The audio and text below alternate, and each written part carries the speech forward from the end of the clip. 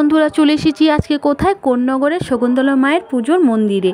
হ্যাঁ, আমি তোমাদের এর আগে একটা ব্লগে দেখিয়েছিলাম যে মায়ের বাৎসরিক পুজো আছে, তো সেই পুজোটা ফাইনালি চলে এসছে এবং কালকে সেই আগামী দিন পুজো আছে। তো পুজোর আগের দিন এখানে জল ঢালার নিয়ম আছে, মাকে ঠান্ডা করার জন্য জল ঢালতে হয়।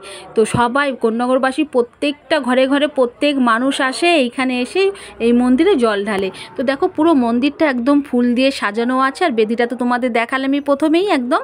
আর এখানে আমি আর রুদ্র দেখো আর কাকিমণি সবাই মিলে দাঁড়িয়ে আছি, আমরা একটু দেখতে আসলাম।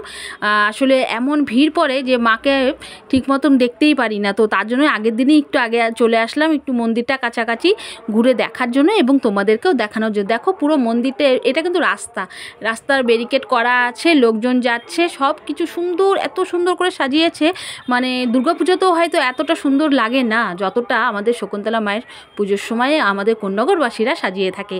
এত আনন্দ উৎসাহের মধ্যে আমরা এই দুটো দিন কাটিয়ে দিই, মানে বলা বাহুল্য যে নিমেষের মধ্যে পার হয়ে যায়। এটা হচ্ছে মায়ের পুজোর 136তম বছর হচ্ছে। তো দেখো রাস্তাঘাটও কি সুন্দর করে সাজিয়ে রেখেছে। আলপনার একটুখানি জায়গায় কিন্তু আলপনা দেওয়া নেই, অনেকটা দূর পর্যন্ত আলপনা দেওয়া আছে, তোমাদের দেখাবো চলো। আর এত সুন্দর লাগছে সত্যি, জাঁকজমক, লোকজন, আর দেখো কোথায় কিছু বাকি নেই, তো সুন্দর করে সাজিয়ে রেখেছে। চলো এবার আমরা বাড়ির দিকেও যাওয়া যাক আর তোমাদেরকে দেখাই। পুরো দেখো কতটা রাস্তা পর্যন্ত আলপনা দিয়ে সাজিয়ে রেখেছে, খুব ভালো লাগছিল। মনে হচ্ছিল মন্দিরের কাছেই থেকে যাই, কিন্তু তা সম্ভব নয়। তো চলো বাড়ির দিকে যাওয়া যাক, পরে আবার আসা হবে। পরের দিন বিকেলবেলার দিকে আমরা চলে আসলাম। এবার কোথায় চলে এসেছি? এবার এসেছি সেই মন্দিরে, শকুন্তলা মায়ের মন্দিরে আসিনি, যেইখানে মাকে তৈরি করানো হয় আমরা সেইখানে চলে এসেছি।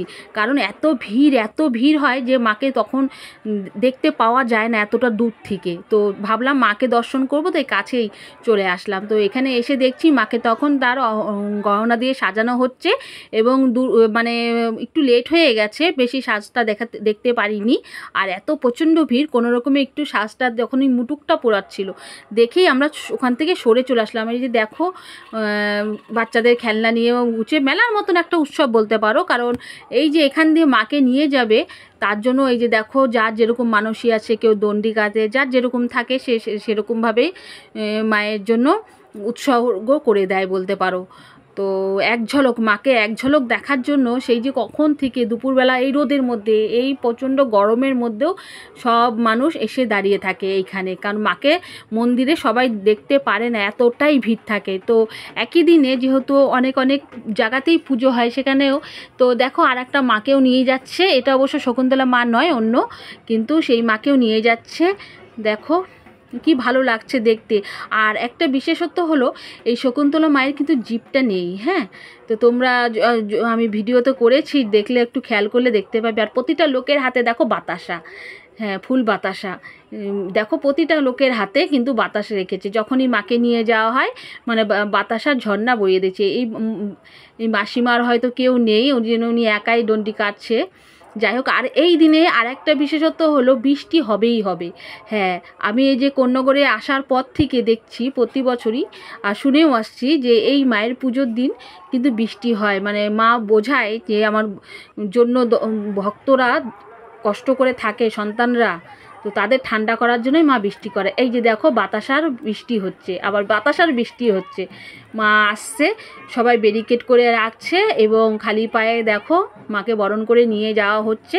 আর মায়ের এক ঝলক দেখার জন্য আমরা সেই ধন্যে ধরে এখানে সবাই দাঁড়িয়ে আছি। এখানে তাও কিছু মানুষ আছে, আর যারা মন্দিরে যায় তারা তো আছেই।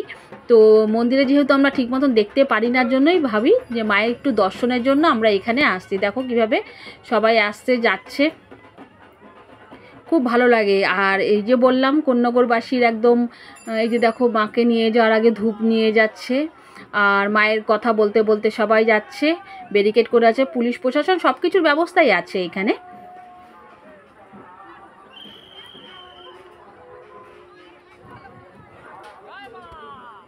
তো চলো আমরাও দাঁড়িয়ে আছি। আমার এই ছোট্ট ভিডিওটি তোমাদের কেমন লাগলো অবশ্যই কিন্তু তোমরা কমেন্টের মাধ্যমে জানাবে। তোমাদের কমেন্টের অপেক্ষা করে এলাম। ওই যে দেখো মাকে নিয়ে আসছে সবাই, দেখো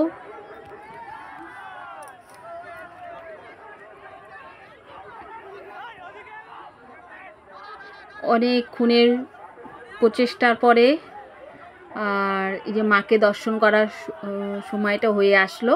আর এইবার অন্তত একটু দেখছি মাকে একটু তাড়াতাড়ি নিয়ে যাচ্ছে, অন্যদিন হয়তো একটু সন্ধ্যা সন্ধ্যা হয়ে যায়, তো আজকে হয়তো তিথিটা তাড়াতাড়ি আছে, এর জন্য মাকে দেখো নিয়ে যাচ্ছে। আর মাকে পুরো গয়না দিয়ে, সোনার গয়না দিয়েই সাজিয়ে নিয়ে যাওয়া হয়। তো যখন গয়না নিয়ে আসে পুলিশ প্রশাসন অবশ্যই থাকে, কিন্তু এই যে দেখো, কিন্তু মা কিন্তু সূর্যের মুখ দেখে না, রাতেই তার পুজো হবে, রাতেই তার ভোরবেলা তার বিসর্জন হবে, এইটা তার বিশেষত্ব। আর এই যে দেখো মায়ের দর্শন করো। আর তোমরা কিন্তু অবশ্যই বলো আমার এই ছোট্ট ভিডিওটি তোমাদের কেমন লাগলো। আজকের মতো এখানেই শেষ করছি।